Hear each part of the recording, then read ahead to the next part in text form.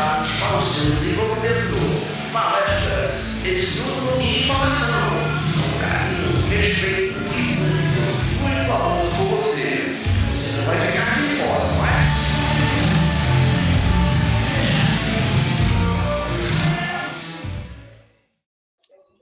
Olá, nação cuscuzeira! Estamos aqui com mais um programa Cuscuz com Espiritismo. Esse programa foi gravado no dia 30 de janeiro de 2025 e tem como convidado Jean Almeida falando sobre o tema Espiritismo para crianças. É possível? Um tema super bacana e atual. Fica ligadinho no nosso programa, no nosso podcast do Cuscuz, lembrando que esse programa é organizado pela equipe de trabalhadores do Centro Espírita Lar dos Humildes, localizado em Fortaleza, no Ceará, com apoio da Web Rádio Fraterno. A melhor programação da internet. Eu tô curtindo. Sua rádio favorita. Web Rádio Fraterno. Eu escolhi essa temática porque me recordei que há alguns anos fazia parte de um grupo espírita, que não era o Lar dos Humildes, da evangelização desse grupo espírita, e a equipe tinha decidido, assim, fazer uma espécie de reviravolta, principalmente na questão do temário da evangelização infantil. Então a equipe optou por trazer temas que tivessem, de fato, muito mais a ver com a doutrina espírita, às vezes que tivessem, assim, nomeados alguns fundamentos da doutrina espírita e tudo, porque nós sentíamos que as crianças tinham capacidade de compreender aquilo, de que nós conseguiríamos traduzir numa linguagem adequada, né, que a gente conseguiria mediar aquele conhecimento ali para a infância. Mas esse grupo espírita também tinha aquela, em que em alguns lugares é chamada escola de pais, ou grupo de pais. No caso dessa equipe, as famílias se reuniam no grupo família. E aí eu me recordo que a mediadora do grupo família comentou com a gente depois, dizendo que algumas famílias questionaram se aquelas temáticas que nós estávamos levando agora para a infância não eram temas sérios demais. Será que as crianças iriam realmente compreender? Será que aquilo não causaria um medo infundado, ou até com algum fundamento para as crianças? Será que aquilo não faria que elas se sentissem muito distantes quando elas fossem conversar sobre isso com seus amigos da escola, né, ou com alguns de seus familiares? E aí as dúvidas dessas famílias nesse dia me pegaram muito, tanto que até hoje eu lembro, né? Porque muitas vezes nós subestimamos as capacidades das crianças de compreenderem a doutrina espírita nos seus princípios. É possível que, se você der para uma criança o livro dos Espíritos para que ela leia algumas questões, ela não queira, não se interesse e, de fato, não consiga entender propriamente aqueles pensamentos do Kardec, né, aquelas respostas dos Espíritos, mas eu creio, na verdade, que ela nem precisa. Porque o Espiritismo tem esse condão de raciocínio, mas também tem aquele condão da fé, né, que é o sentimento, que é algo muito ligado à vivência. E aí, ao longo dos anos, eu fui aprendendo e conhecendo mais sobre as raízes que fundamentam a evangelização espírita infanto-juvenil. E eu descobri com um pesquisador cearense, que é o Luciano Klein, que o idealizador da escola de evangelização lá na Federação Espírita Brasileira, há mais de 100 anos, foi um cearense, chamado Viana de Carvalho. Então, o Luciano, ele resgatou uma correspondência do Viana de Carvalho, em que ele comentava, né, que estava organizando para que começasse na FEB, em outro grupo espírita, a Escola de Moral Cristã, que era o nome que se dava na época. E, além dessa carta, dessa correspondência, o Luciano também encontrou um outro artigo do Viana de Carvalho, que foi publicado na revista Reformador, do ano de 1919, e ele coloca lá nesse artigo mais propriamente as ideias que ele tem sobre o ensino do Espiritismo para as crianças.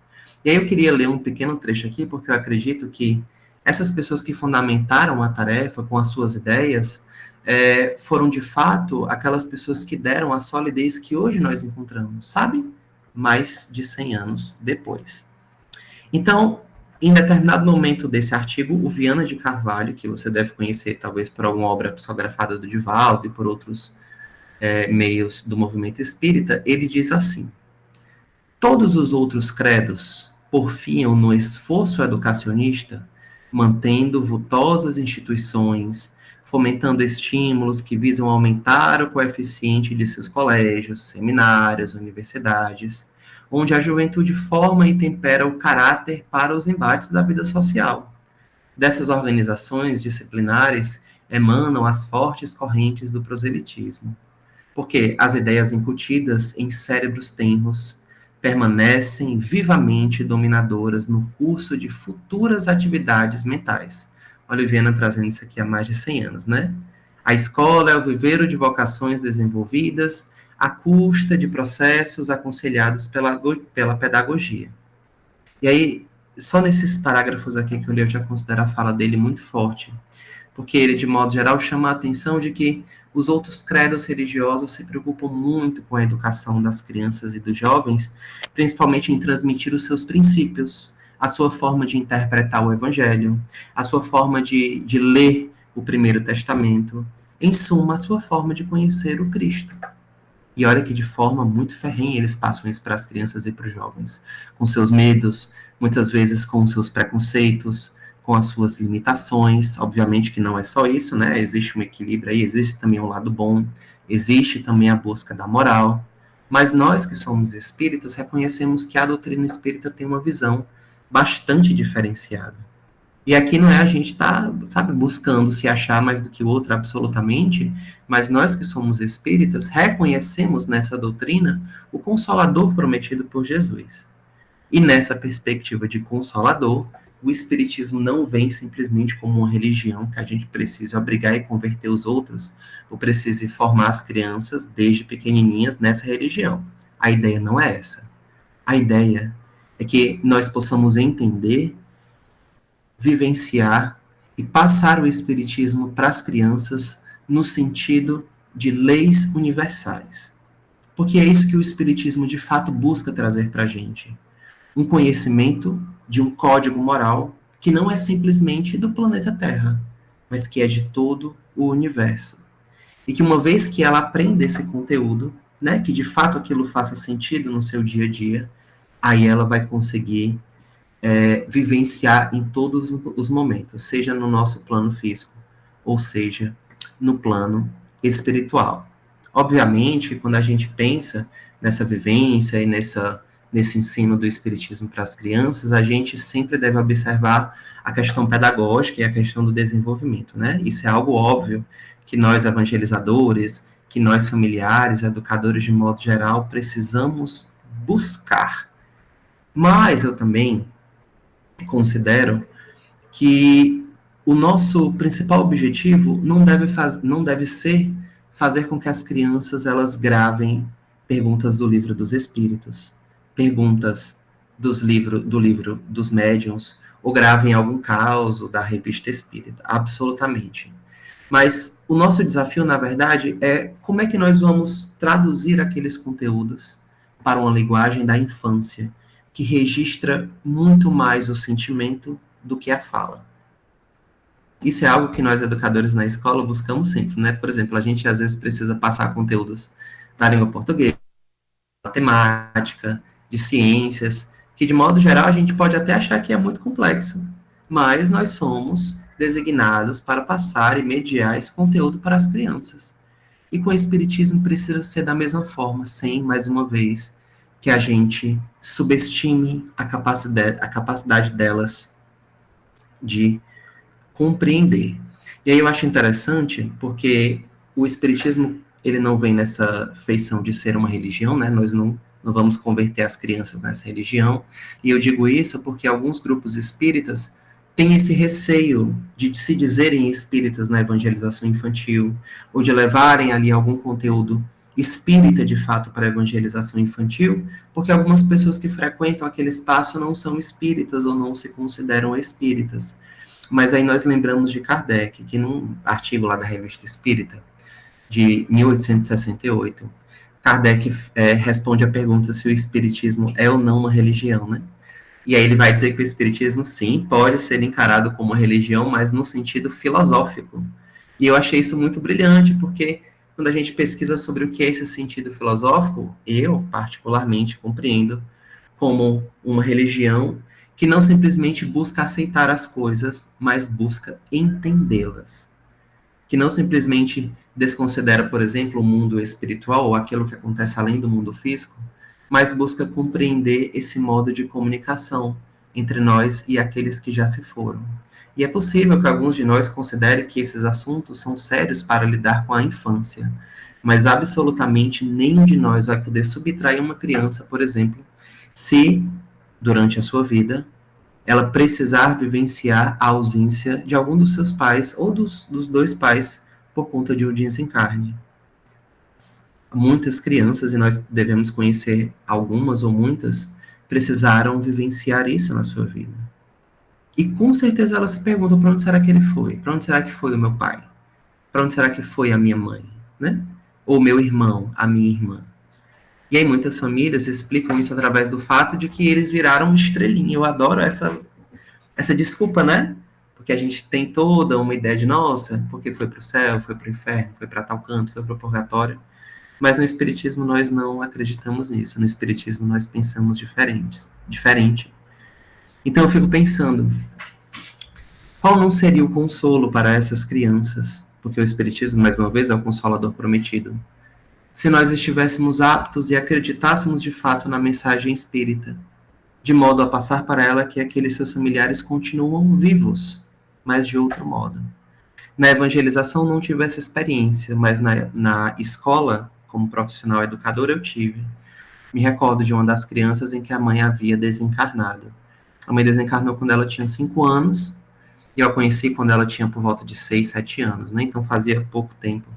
E muitas vezes, na sala de aula, ela se perguntava pela mãe, onde será que a mãe estaria? Será que a mãe estaria vendo ela, né? Será que a mãe estaria de algum modo junto? Porque será que lá no céu a mãe ainda se preocupava com ela e tudo? E eu ficava assim, meu Deus, olha que vontade de falar sobre os consolos da doutrina espírita, mas eu não posso, né? Porque a escola não tem essa função, obviamente, né? Eu, como professor, não tinha essa função. Mas eu imaginava que do mesmo jeito que aquela criança tinha essas dúvidas e buscava essas questões, certamente muitas outras também buscam. E nós, como não sabemos o dia de amanhã, precisamos perceber que certamente outras irão buscar. Nenhuma delas chega à casa espírita ou entra em contato com a doutrina espírita, pode ser até através dos seus familiares, sem que aquilo tenha algum sentido para o seu futuro. Porque nós espíritas, obviamente, não acreditamos no acaso, né? E aí pode ser que no seu futuro não venham a ser espíritas, mas certamente aquilo que puderem aprender de nós, que nós tivermos interesse e possibilidade de lhes ensinar sobre os fundamentos e princípios da doutrina espírita, eu tenho certeza que serão de grande utilidade. E aqui cabe a gente se perguntar e colocar de modo muito claro o que é o Espiritismo, o que é que o Espiritismo prega. E aí eu trago, de novo, o nosso codificador, né? Que, por sinal, também era pedagogo, viu? Não é querendo me gabar de nada, não.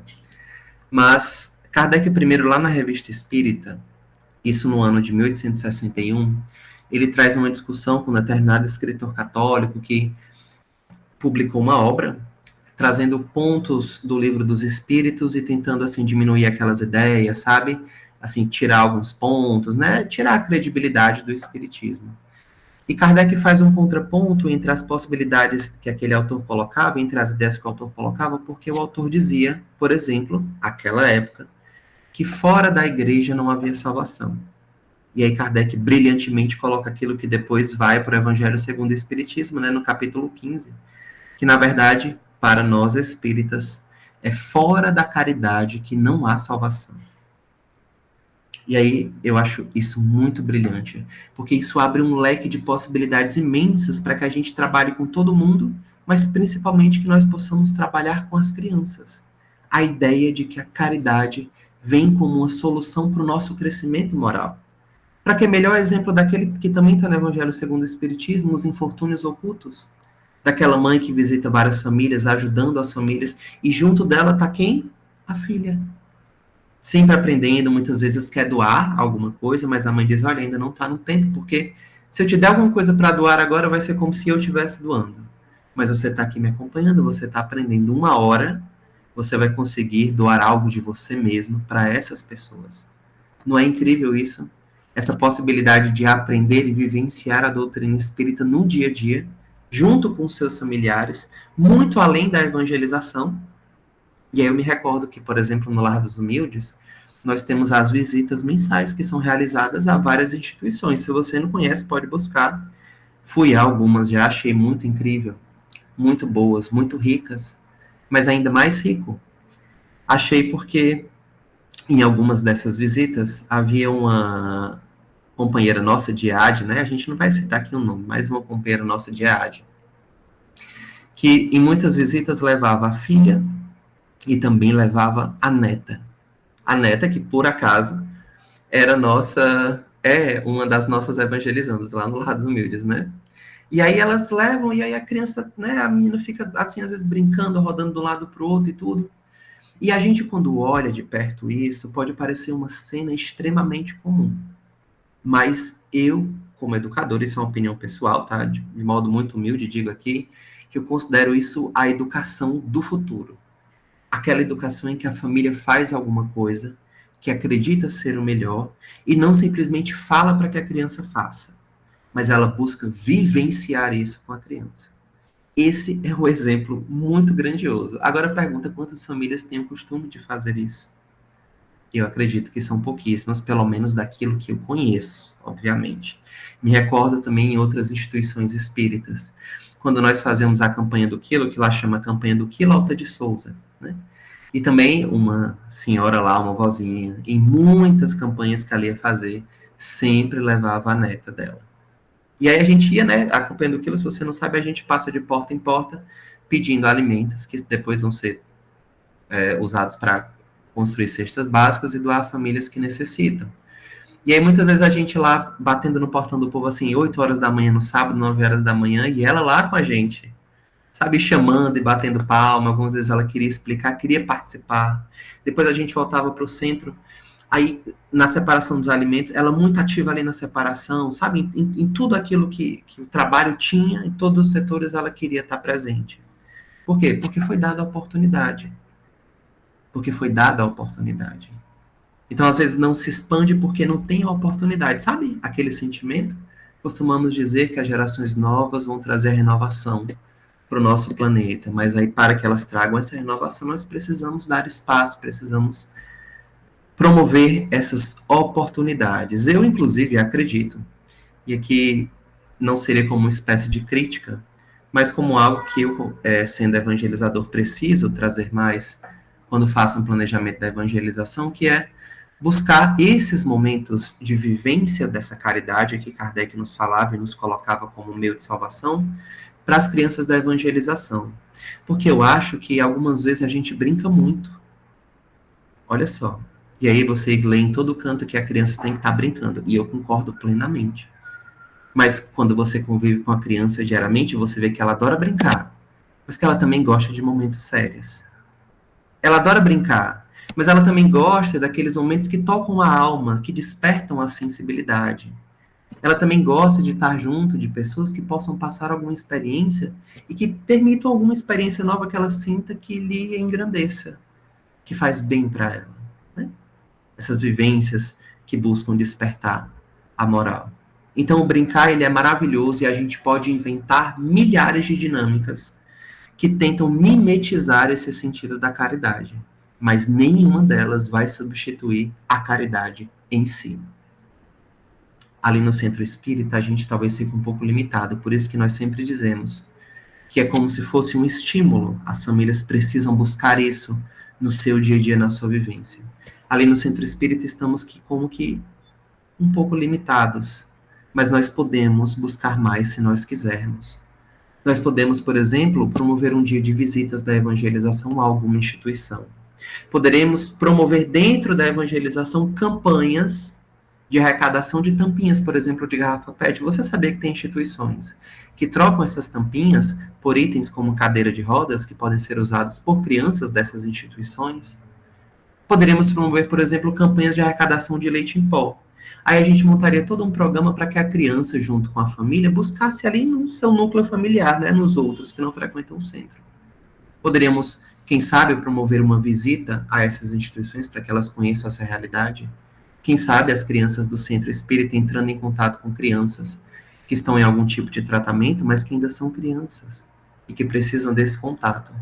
Eu sempre pensei que esse conhecer de outra realidade é engrandecedor. Engrandecedor para elas como seres humanos, para nós como adultos, que talvez enquanto crianças não pudemos passar por isso, mas também porque nós não sabemos se amanhã alguma delas será chamada ou serão chamadas a passar por isso, por esses momentos de dificuldade. Nós sabemos que os compromissos espirituais nos alcançam em qualquer faixa etária.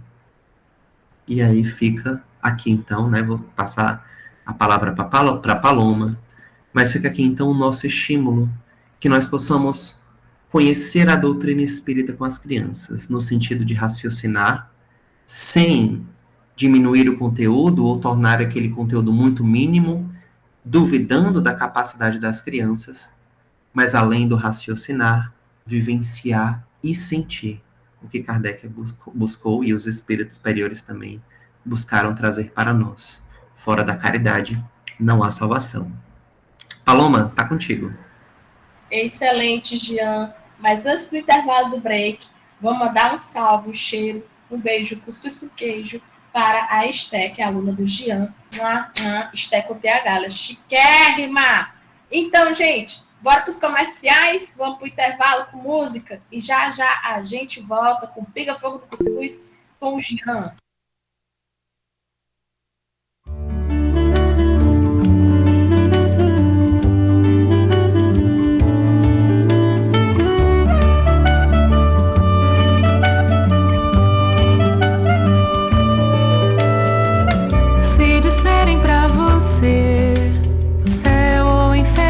Depois de morrer, isso não é bem assim. Vou explicar, ensinaram pra mim.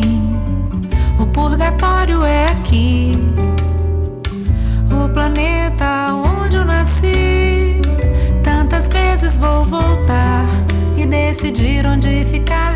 Do lado de lá, o lado de lá tem sol, também tem lua. De lá, a vida continua. É simples assim. Saber se eu vou ser mais feliz depende de mim. De tudo que eu fizer agora aqui.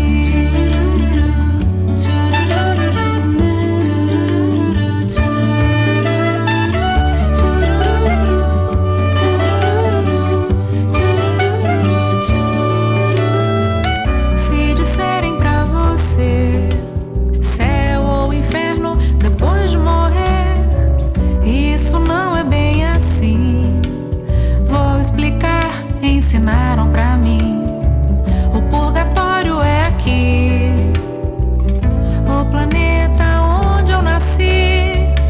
Tantas vezes vou voltar e decidir onde ficar.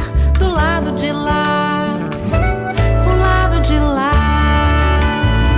tem sol, também tem lua. Do lado de lá, a vida continua.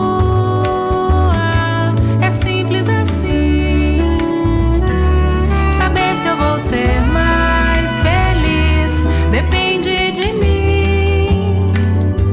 De tudo que eu fizer agora aqui. O lado de lá tem sol, também tem lua.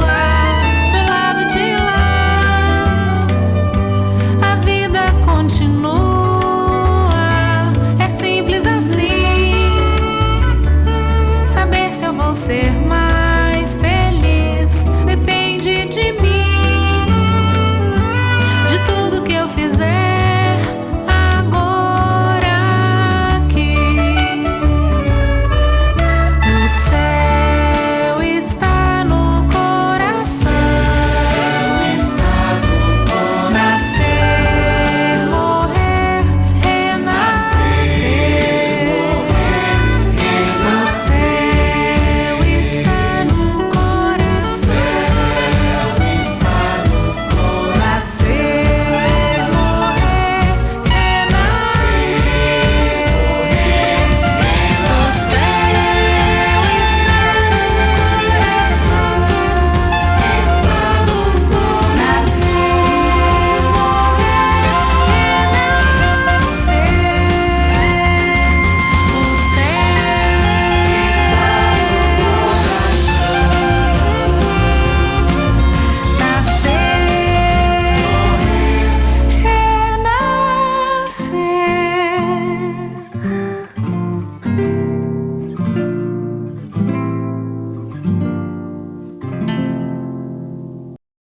Estamos de volta, menino, com essa música super animada, de levantar qualquer desencarnado, viu?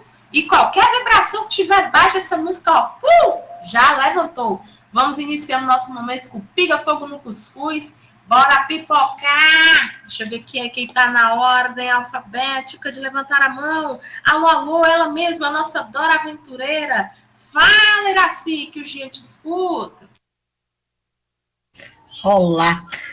Perguntas eu vou fazer, eu estou acompanhando aqui o chat da rádio e tem 2 perguntas que os ouvintes. Primeiro é a pergunta da Esther, sua aluna, certo? Que fez a seguinte pergunta: o que significa o céu? Essa é a primeira pergunta. Eu já vou aproveitar e fazer logo a segunda, que está também, mas não é da Esther, certo? É da Carol, que disse o seguinte: como podemos praticar em nossa família conceitos espíritas, as nossas crianças e jovens também? Então, são essas 2 perguntas do chat, não é da Iraci, certo? Eu quis colocar, e aí eles estão aguardando aí as respostas. Perfeito, eu queria dizer que eu estou muito feliz que a Esther esteja escutando, pelo menos que tenha escutado alguma parte, né? Deve estar com a mãe ou a avó dela. E dizer também que ela é uma artista incrível, viu, gente? Vocês têm que ver os desenhos que ela faz depois no tablet. Estherzinha, a gente aprende, já que o objetivo é trazer o espiritismo com seus fundamentos, né? A gente aprende, Estherzinha, com os espíritos superiores, lá nas obras básicas da doutrina espírita, que o céu não é exatamente um lugar, como a maioria das pessoas costuma pensar. Sabe que é aquele lugar super iluminado, super bonito, com aqueles anjos rodando de um lado para o outro, e aquele pessoal rezando o tempo inteiro, né, para Deus. Mas que o céu, na verdade, ele está mais dentro da gente do que fora.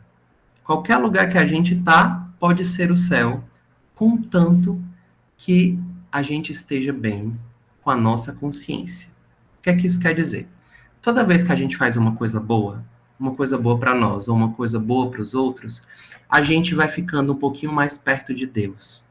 E toda vez que a gente fica esse pouquinho mais perto de Deus, a nossa consciência, que está dentro da gente, fala assim, olha, tá tudo ok. E vem assim, sabe? Nasce como que uma felicidade dentro da gente. Toda vez que a gente faz alguma coisa que não está de acordo com o que Deus diz, a gente meio que se afasta um pouco de Deus. E a nossa consciência pesa, chora, dói, né?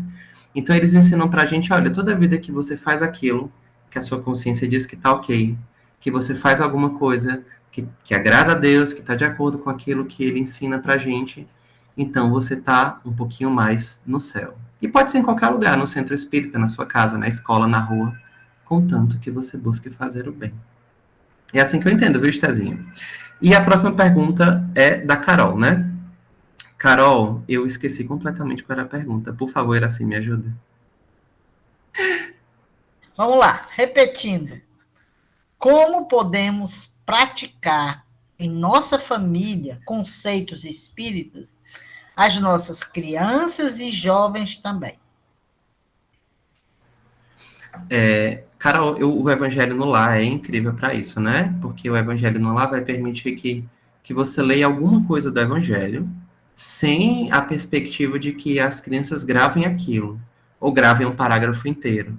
Mas cabe a você, né, aos familiares mais velhos, extraírem a ideia principal daquele parágrafo e trabalhar aquilo com as crianças. Pode ser até um desafio da semana, né? O nosso evangelho hoje foi sobre o quê? O nosso evangelho hoje foi sobre perdão das ofensas. Então, a gente vai criar um projeto para vivenciar esse perdão das ofensas durante a semana. Se for criança, eu garanto para você que na escola deles, eles vão ter zilhões de oportunidades de praticarem o perdão uns com os outros e de praticarem a boa convivência, né? Então, basta que você pergunte e estimule, por exemplo, pensar em soluções para que eles possam exercitar esse perdão no dia a dia. E aí, na sala de aula, nem sempre os professores conseguem trabalhar, né?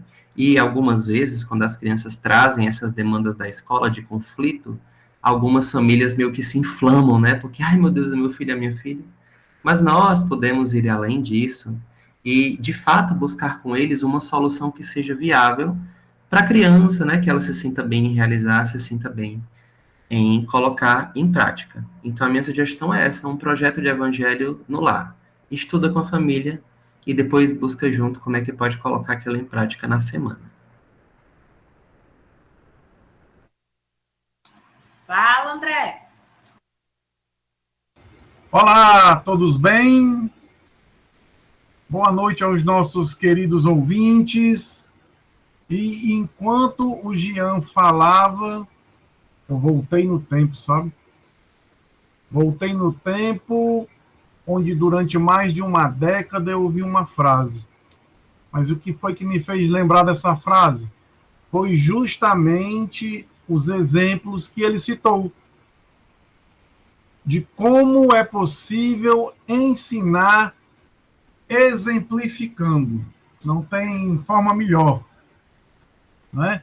E durante, como eu disse, mais de uma década, eu ouvi um locutor, sempre nas tardes de domingo, ele repetia uma frase que eu não fazia ideia de que era de Pitágoras, que era: educando a criança de hoje, não será preciso punir o homem de amanhã. E é isso que nós, como pais, avós, tios, temos a oportunidade e o dever de fazer. E só lembrando que, não sei se os ouvintes perceberam, mas o Jean falou muito no EAD. O EAD é uma das nossas turmas de estudo. E se você tem interesse de fazer parte, siga nossas redes sociais, que lá tem todas as informações. Ainda dá tempo de se matricular, hein? Não percam. Jean, aqui é a Fran, né, para todos os ouvintes. É interessante a gente observar na tua fala como a evangelização ela teve um crescimento ao longo do tempo, né? Lá eu lembrei, engraçado, o meu olhar foi sobre Pestalozzi.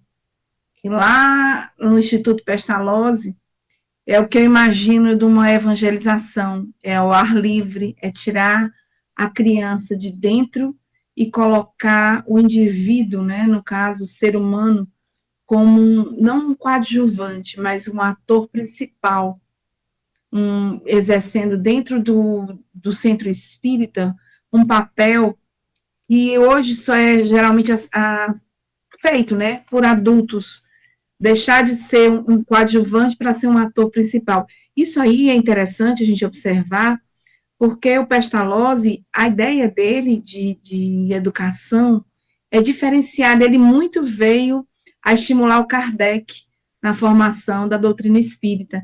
Mas o Pestalozzi, a visão dele de educar de dentro para fora, que eu estou querendo falar, é necessário que as pessoas também estejam preparadas para isso. A gente não pode ter só uma ideia e as ferramentas do bolo e não saber colocar as medidas corretas para fazer esse bolo. E eu adorei a tua ideia de que pode até ser colocada para a mocidade esse ano, incentivar ela a voltar aí às visitas a orfanatos, não só orfanatos, mas aos asilos, as visitas assistenciais de um modo geral. Na minha época de adolescente, a gente ia ali lá, que era considerado um leprosário, entre aspas, né? Onde as pessoas que tinham hanseníase, lá, eu acho que era Marangá, ou não sei se é Marangá, era Maracanaú, não me lembro direito, mas que a gente visitava e tinha essa assistência, né? Diferente dos dias atuais.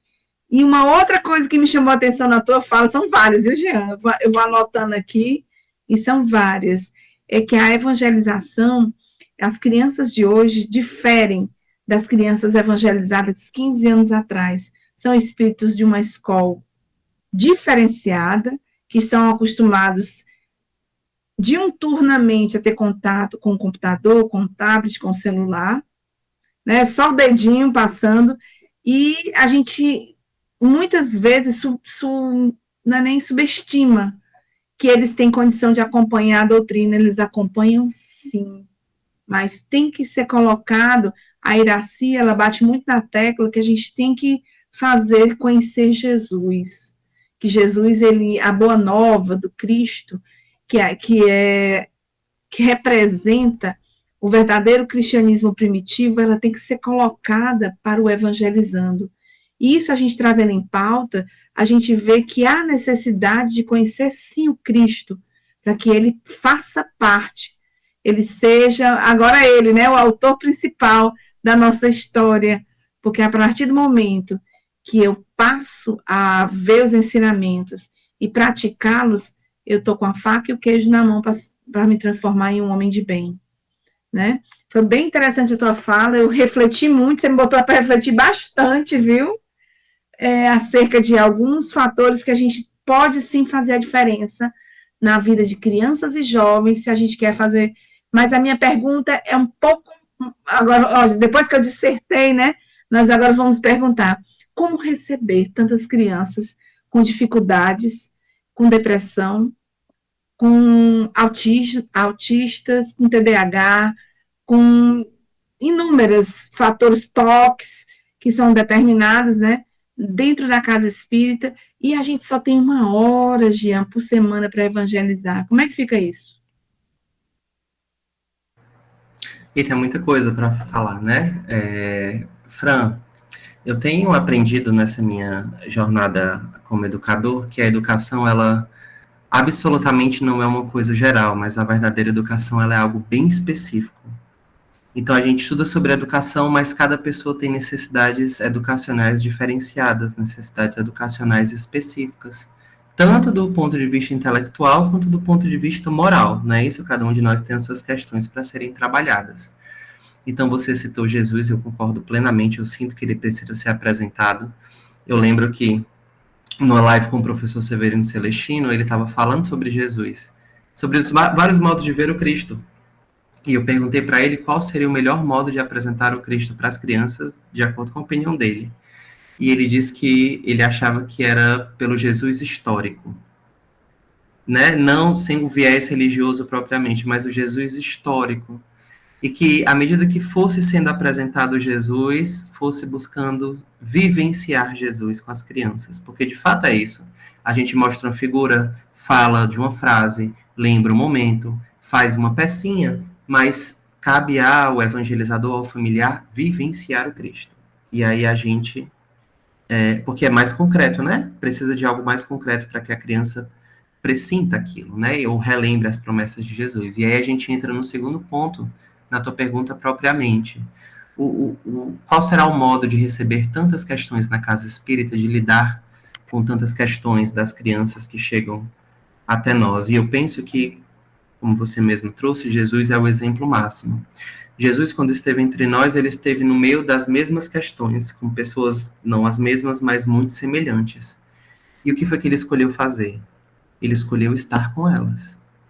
Jesus era o educador que estava o tempo inteiro com os seus discípulos. Quando ele conversava com os discípulos, ele se colocava no papel de mestre, mas você percebe que ele não se colocava acima deles. Era alguém simplesmente que havia caminhado aquela trilha e que estava disposto a segurar nas mãos dos discípulos para caminhar também nessa trilha. E aí a gente falou da Estezinha, e certa vez eu conversando com a mãe dela, no evento do Lar dos Humildes, desculpa citar vocês, meninas, tá? Mas é por um bom motivo.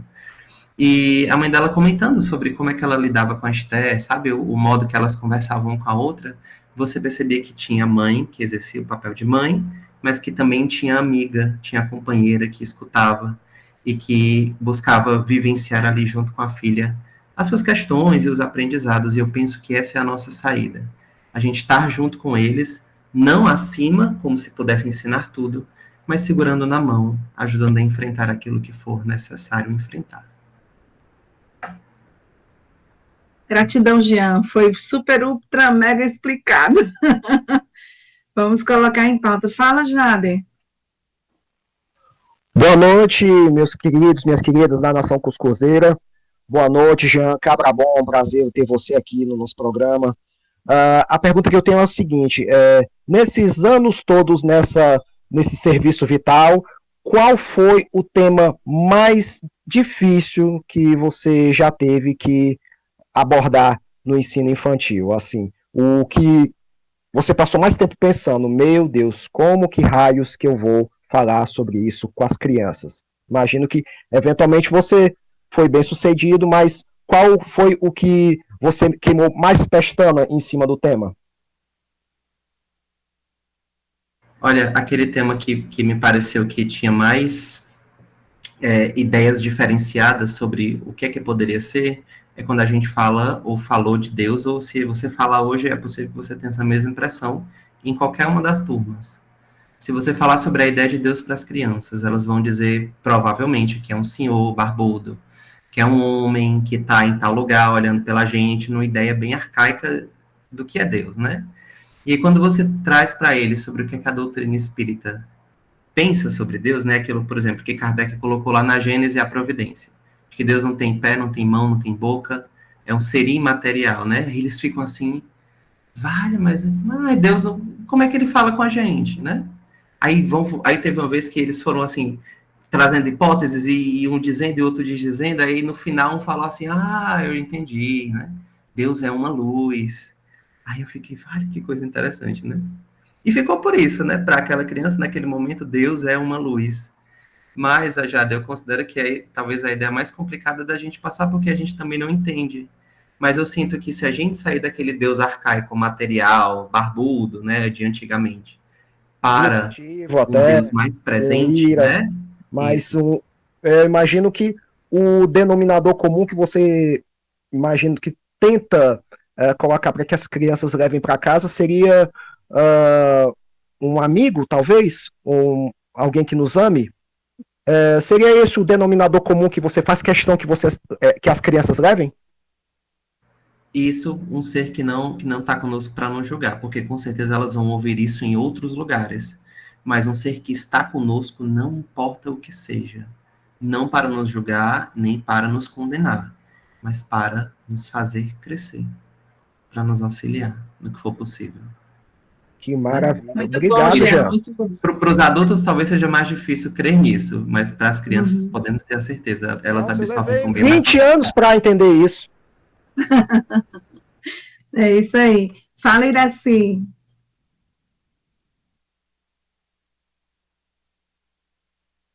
Iraci, o microfone, Iraci. Vixe Maria, esqueci. Vamos lá. Eu estou aqui no chat. Mais uma pergunta da Carol que diz: Jean, já teve evangelizando ateu? Se sim, como conduziu essa situação? Carol, a gente já teve... Aliás, eu já estive com um jovem, na verdade, num evento espírita que teve no MS, né? E eu lembro dele comentando assim, que ele não acreditava muito nessas ideias de Deus e tudo que o pessoal falava, né? Ele não disse exatamente que ele era ateu à época, mas ele disse que não acreditava muito naquilo que as pessoas traziam. E eu acho que é a realidade de muitos de nós que tem exatamente essa ideia arcaica de Deus, sabe? E aí, à medida que vai conhecendo o que o Espiritismo traz, possivelmente vai mudando de ideia. Como eu convivi com ele pouco tempo, que foi só o período do evento espírita, eu não sei qual foi a conclusão que ele chegou depois, né? Agora, quanto às crianças, criança que se diz ateu, nunca ouvi, não, nenhuma delas. Todas elas falam de Deus, agora muitas têm Jesus como sendo Deus também, né? E costumam ter uma ideia de que Deus castiga, de que Deus fica triste, né, de que Deus fica com raiva, por coisas que elas vão trazendo. Aí eu junto aqui ideias da evangelização e da escola, né? Mas criança ateu mesmo, diz que não acredita em Deus de jeito nenhum, eu nunca ouvi, não. Agora sou eu, assim, a pergunta agora é minha e as considerações. Eu falo muito, e inclusive François já citou, que a gente precisa aprender, precisa levar Jesus para as crianças, para elas entenderem, para conhecerem essa pessoa, Jesus, sabe? E que a partir de conhecer, quando você conhece uma pessoa, você começa a saber da vida dela.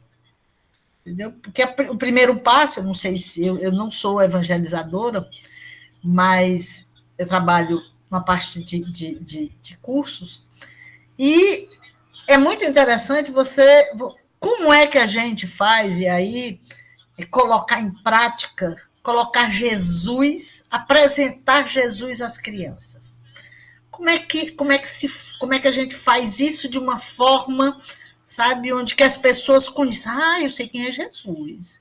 Apresentar. Não aquele Jesus da cruz, mas o Jesus que está vivo, sabe, que está no nosso dia a dia. O que você sugere para a gente fazer essa apresentação de Jesus para as crianças? Iraci, me veio agora a ideia da evangelização de bebês. Porque na evangelização de bebês, os bebês precisam estar com as mães ou com os familiares ali, né? E aí as evangelizadoras vão contando muitas histórias, trazendo temáticas espíritas, e as mães vão auxiliando, guiando os bebês. Não sei se vocês já viram uma aula, tem no YouTube, vocês podem buscar depois, tá? Evangelização espírita de bebês. As mães vão guiando ali aqueles bebês, né, em todo esse planejamento. E, na minha compreensão, para os bebês, a mãe, de algum modo, representa esse ser superior e pode até representar a Deus. Quando a gente tenta entender o ser divino, tenta entender as qualidades do Cristo, a gente talvez tenha vivido na época dele, talvez tenha sido até curado por ele, mas hoje em dia a gente busca entender por comparação, né? Fala de uma pessoa compreensiva. Quem é que eu conheço que é compreensiva? Fala de uma pessoa amorosa. Quem eu conheço que é amorosa? Então, as crianças, elas precisam muito de coisas concretas, de vivências concretas. Eu posso apresentar uma série de coisas sobre a vida de Jesus, mas vai ficar aquilo que tem mais a ver com o que ela já vivencia com alguém. Vai ficar se ela conseguir associar aquilo que ela aprendeu sobre Jesus com alguém que está com ela. Então, por exemplo, é possível que a mãe seja muito compreensiva, que ela tenha uma avó que lhe escuta, que ela tenha um pai que é super cuidadoso, né, que está muito ligado na sua segurança, que ela tenha um irmão ou uma irmã que costuma lhe passar muitos conhecimentos, que ela gosta de estar perto porque ela gosta de aprender, né? E aí, aos poucos, em cada uma dessas pessoas, Iraci, eu sinto que ela vai formando essa ideia do que é Jesus, assim como nós, né? Agora, isso só acontece se nós, de fato, vivenciarmos com elas algumas coisas e não deixar que elas passem o tempo inteiro nos jogos ou só assistindo vídeos de influenciadores. Porque, embora muitos tenham boas intenções, nem sempre eles conseguem passar essas ideias de moral cristã que nós queremos passar. Então, é preciso estar com eles e sermos esses exemplos, sabe? A gente apresenta a ideia de Jesus, como você falou, Jesus histórico, né? Como eu já falei antes, super essencial. Mas aí, na parte do concreto, nós vamos buscar vivenciar isso com eles. Porque senão não tem como, sabe? Não tem como eles formarem essa ponte de ligação entre as ideias do Cristo e a realidade deles. Eles precisam dessa vivência concreta. Maravilha, Jean. A gente falar de evangelização é sempre assim uma construção.